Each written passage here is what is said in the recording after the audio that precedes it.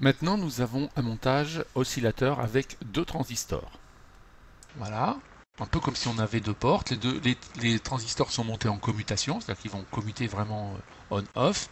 Et puis ici, on voit notre condensateur. On est un petit peu dans le montage NAND que l'on avait vu tout à l'heure avec les deux portes NAND.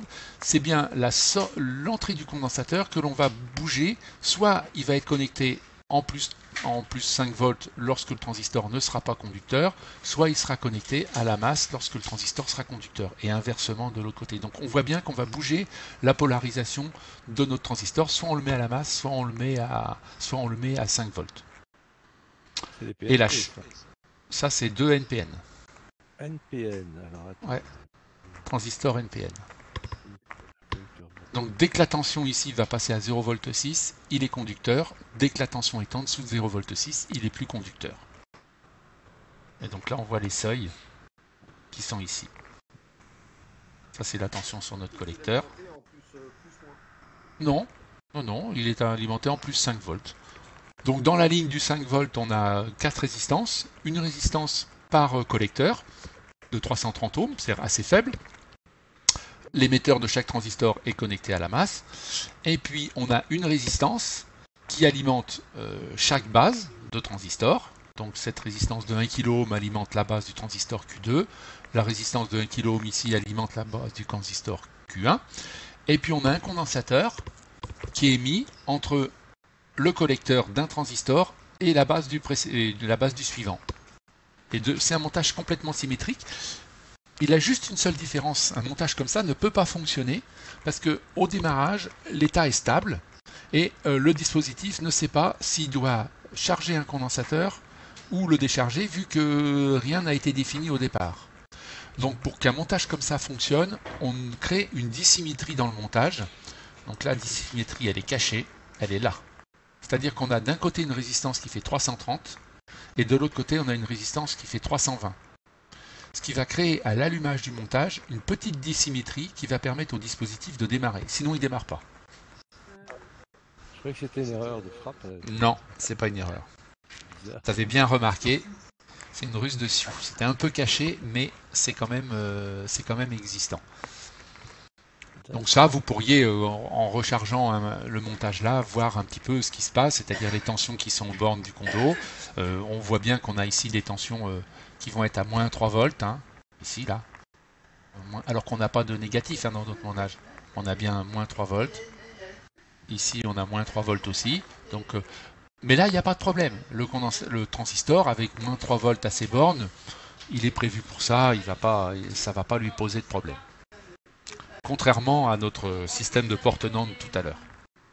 L'intérêt, c'est quand on le fait tourner tout doucement, on voit un petit peu le passage des tensions. On voit bien que, hop, quand on a un côté qui passe, l'autre côté ne passe plus et inversement. Quand le transistor est conducteur, on voit bien que ça passe, ça vient charger, puis de nouveau. Voilà. Donc là, on a bien une bascule aussi quand on n'a pas de circuit intégré, quand on n'a pas de circuit NAND, quand on n'a pas de AOP. Eh bien, on met une petite bascule comme ça et on est capable de créer un système à oscillateur. Alors, en règle générale, on sort pas directement là. On met un autre transistor derrière et on vient derrière pour obtenir des signaux bien francs en sortie. N'utilise pas directement ça. Parce que là, il y a un petit. On voit bien, il y a des pentes là, ici qui existent, et à la sortie de notre transistor, ici, là, on n'a pas forcément quelque chose qui est. On voit qu'on a une petite pente.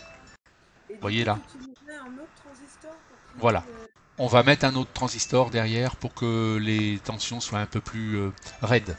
On voit bien qu'on a une pente ici. Ça provient de quoi? Parce que notre dispositif doit décharger notre condensateur et il a du mal. Donc il y a un gain qu'on n'avait pas tout à l'heure, parce qu'on avait un gain de 1000. Ici, on a un gain avec un gain de 100. Donc c'est un petit peu plus délicat. Mais c'est normal, hein, ça fait partie du montage. En règle générale, derrière ça, on va placer un transistor. Donc on va faire ce que l'on a déjà appris, hein, ce que l'on a déjà vu. Hop, on va mettre un transistor comme ça, là, hein, on a bien, ça je vais l'enlever, hop, hop, une petite masse, je connecte ça à mon transistor. Ça, on a déjà vu, on a déjà fait ça. Hein. Comme ça, on va placer une résistance entre les deux. Voilà. Ici, on va mettre aussi une résistance.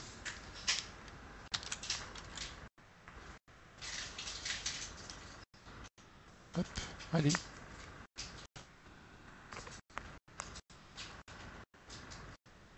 Et voilà. Et puis, un petit W entre les deux. Voilà.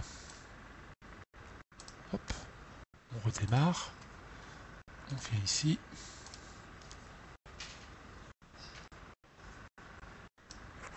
Voilà. C'est beaucoup mieux maintenant. On a des signaux un peu plus carrés qui vont être exploitables, alors qu'avant on n'était pas vraiment exploitable. Hein? Je peux te poser une question bête? Il n'y a pas de question bête. Un condensateur, Oui. il a une capacité, 18 micros, enfin peu importe, il a une capacité de 100, quelle que soit l'unité des farades ou n'importe Ouais, on s'en quoi. fiche. On s'en fout. Est-ce qu'il est possible de l'utiliser sur une plage de capacité inférieure, c'est-à-dire le charger, mettons à mi-charge, alors s'il peut aller jusqu'à 100, on le charge, mettons jusqu'à 55, et puis on le décharge jusqu'à 45, et on fait les alternances, tu vois, de charge et de décharge, mais sans aller jusqu'au bout de sa capacité dans un sens ou dans l'autre. Eh ben, c'est ce que l'on fait tout à l'heure. C'est ce qu'on a vu tout à l'heure, c'est-à-dire que notre courbe de charge, on a vu qu'elle s'arrondissait vers la fin, hein, et puis qu'en décharge, eh bien, si on dit qu'on s'arrête avant, on s'arrête avant. C'est-à-dire qu'on gardait la charge qui restait dans le condensateur. D'accord. Oui, Okay, oui, voilà.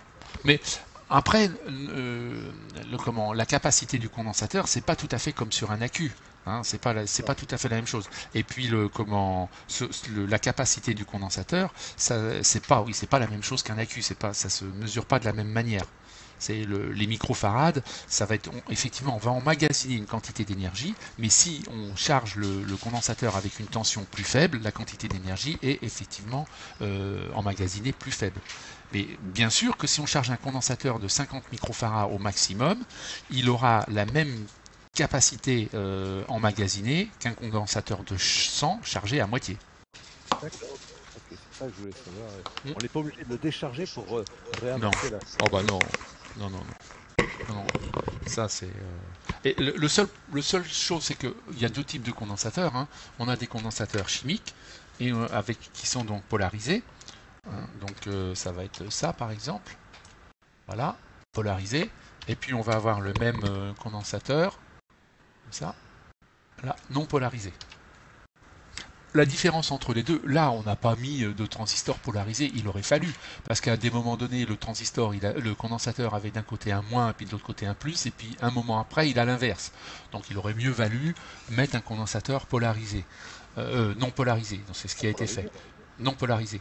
Si on avait mis un condensateur polarisé, ça n'aurait pas été gênant parce que les tensions sont relativement faibles. Si le condensateur est prévu par exemple pour 10 volts, si on l'inverse, ça ne va pas gêner grand chose. Mais si c'est un condensateur qui est prévu par exemple pour, je sais pas moi, 4 volts, et puis que tu l'inverses, avec aussi une tension de 4 volts, il ne va pas aimer. Et puis ça dépend du type de condensateur. Si on est sur un condensateur électrolyte normal, assez gros, on va pouvoir inverser les tensions bornes, ça ne va pas vraiment le déranger. Si on est sur un condensateur Tantal, qui est un condensateur qui est fabriqué un peu plus comme un procédé de transistor, hein, c'est pas tout à fait ça, mais un peu, c'est une électrolyte solide, c'est un système qui est prévu avec une polarité. Si on inverse un condensateur Tantal, c'est la mort assurée du condensateur, il est grillé tout de suite. Si le condensateur est prévu pour 5 volts et que le condensateur Tantal, on lui met 7 volts, il est mort aussi tout de suite. D'accord. Hein, ouais, ça marche vraiment pas bien. Hein. Le condensateur Tantal, c'est un condensateur extrêmement fragile. Il est très bien dans les montages parce qu'il est tout petit. Il embarque une capacité qui peut être assez grande, mais il est très fragile dans la mesure où il ne supporte aucune tension supérieure à sa valeur et aucune inversion de polarité.